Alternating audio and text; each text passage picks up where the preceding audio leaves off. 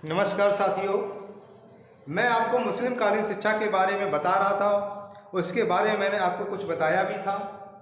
आज हम मुस्लिम कालीन शिक्षा या मध्यकालीन शिक्षा या इस्लामिक शिक्षा के बारे में, उनकी शिक्षा विधियों के बारे में चर्चा करते हैं और उनकी उपाधियाँ का आशय यह है कि मुस्लिम कालीन शिक्षा में जो छात्र थे उन्हें किस किस प्रकार की उपाधियाँ दी जाती थी, क्या क्या उनको बोला जाता था, इसके बारे में आज हम चर्चा करते हैं।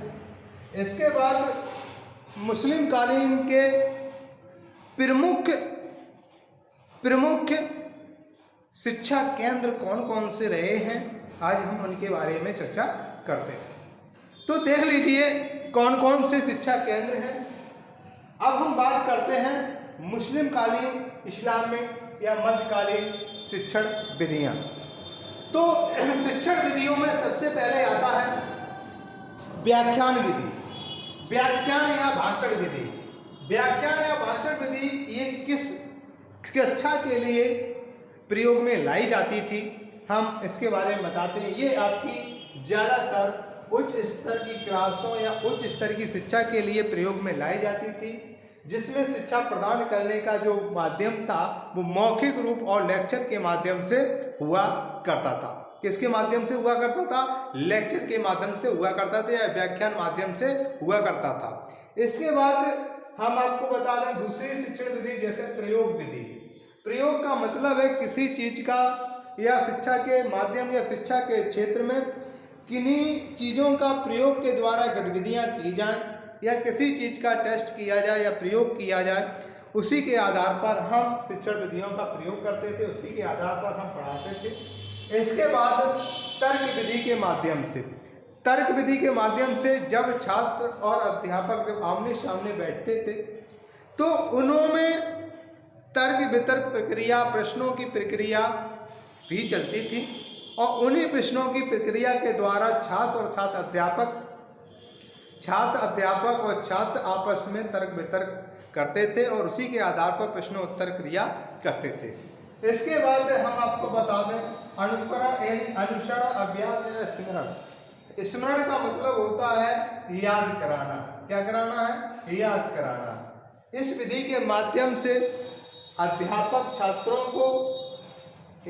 को मुस्लिम कालीन शिक्षा से संबंधित बातों को याद कराता था, उनसे संबंधित सारी गतिविधियों को बालकों को बताता था, उनको याद कराता था, अभ्यास कराता था और उनको फॉलो करने के लिए कहता था, अनुश्रमिश उन्हें करने के लिए कहता था। इसके बाद आपकी आती है स्वाध्याय विधि।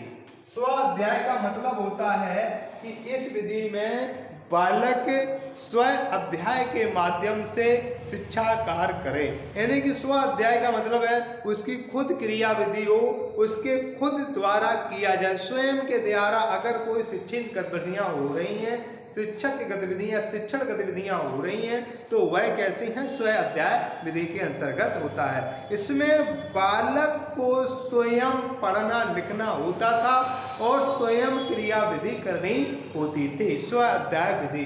तो स्व अध्याय का मतलब यहाँ आप समझे गए हों। फिर देखिए मध्यकालीन या इस्लामिक कालीन या मध्यकालीन इस्लामिक कालीन या मुस्लिम कालीन शिक्षा की बालकों को उपाधि किस प्रकार से उनको उपाधियां दी जाती थी, ये बहुत महत्वपूर्ण क्वेश्चन है और महत्वपूर्ण जानकारी है। हम इसकी जानकारी मैं आपको बता रहा हूँ कि वे बालक जो तर्क और दर्शन का ज्ञान रखने वाले होते थे, तर्क और दर्शन का ज्ञान जिनके पास हुआ करता था, उनको उपाधि के तौर पर फाजिल बोला जाता था। क्या बोला जाता था? फाजिल बोला जाता था। यानी कि जिन बालकों को तर्क और दर्शन का ज्ञान होता था, तर्क और दर्शन का ज्ञान होता था, तो उसे हम क्या बोलते थे? फाजिल बोलते थे। क्या बोलते थे?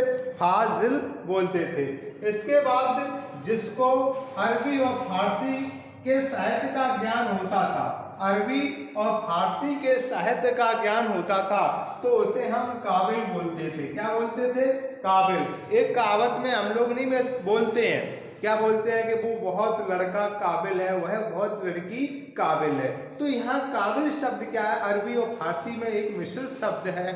ये काबिल का आशय होता है जिस व्यक्ति को अरबी और फारसी के साहित्य का ज्ञान हो, अरबी फारसी के साहित्य का ज्ञान हो, उसी को हम काबिल बोलते हैं। यानी कि काबिल मतलब उस क्षेत्र को वो पढ़ सकता, साहित्य को पढ़ सकता था, साहित्य को समझा सकता था, उसका जिसके अंदर ज्ञान होता था, उसे हम क्या बोलते थे, काबिल। काबिल का मतलब जिस बालक को, जिस छात्र को अरबी और फारसी साहित्य का ज्ञान होता था, उसे हम काबिल बोलते थे। क्या बोलते थे, काबिल बोलते थे।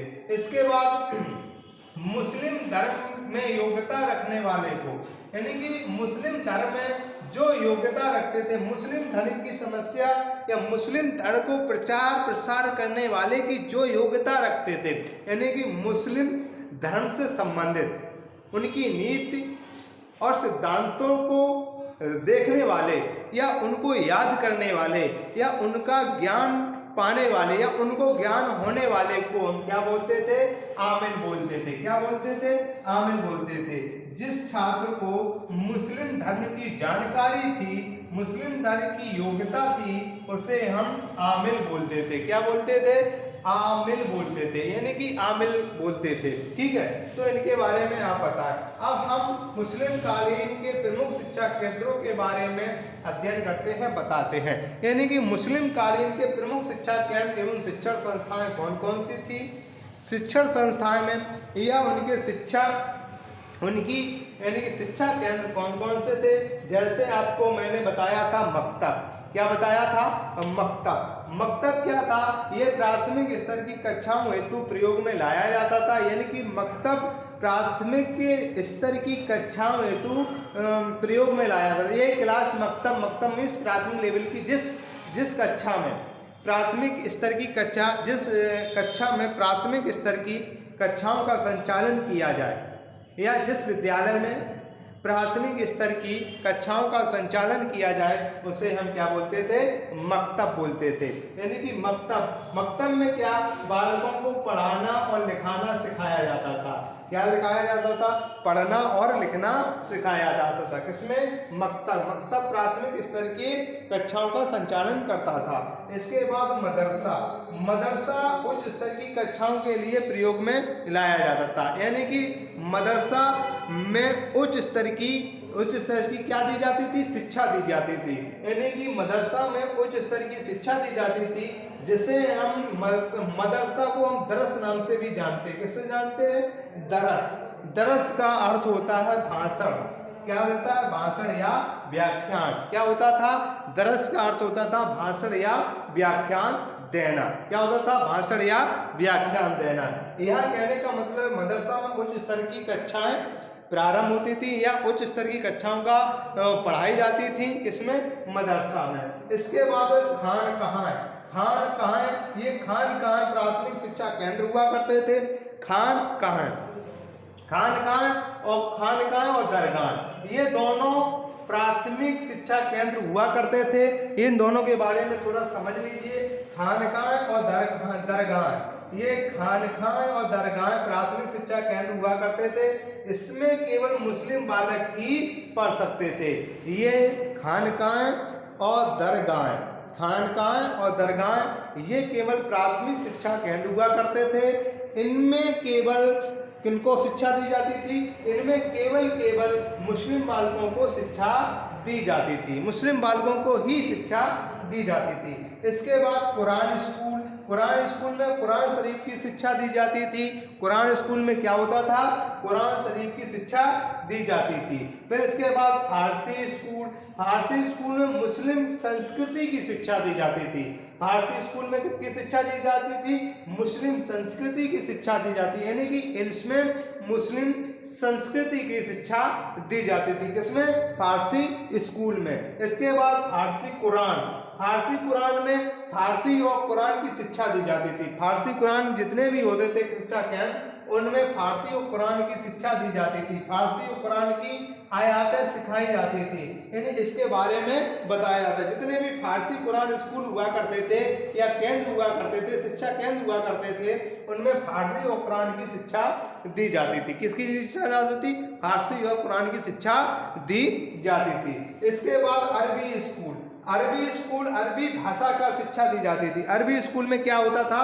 अरबी भाषा की शिक्षा दी जाती थी। इसमें अरबी भाषा की शिक्षा दी जाती थी और अरबी भाषा शिक्षा का उच्च स्तर माना जाता था। यानी कि अरबी भाषा में जो शिक्षा प्रदान की जाती थी, यह शिक्षा का, यह कहने का मतलब है भाषा या शिक्षा का उच्च स्तर माना जाता था। कौन? अरबी भाषा। यानी कि अरबी भाषा में ही ये अरबी स्कूल हुआ करते थे, उनमें अरबी भाषा की शिक्षा दी जाती थी और अरबी भाषा मुस्लिम कालीन में उच्च भाषा का प्रयोग किया जाता था। ये उच्च भाषा मानी जाती थी और शिक्षा का इसमें ऊंचा स्तर माना जाता था। यानी कि शिक्षा का जो ऊंचा स्तर है वो किस भाषा में होता था?